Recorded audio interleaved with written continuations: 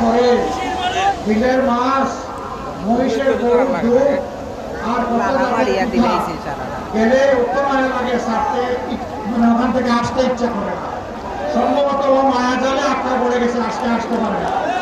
তার জন্য আমি একটু গাড়ি পাল্লা চেক করে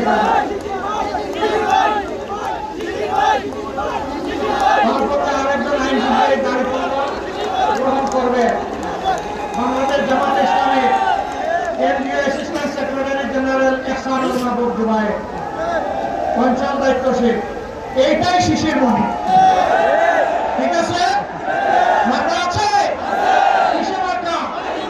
ইনশাআল্লাহ জিতে যাবে, ইনশাআল্লাহ 12 তারিখ নতুন ইতিহাস হবে ইনশাআল্লাহ।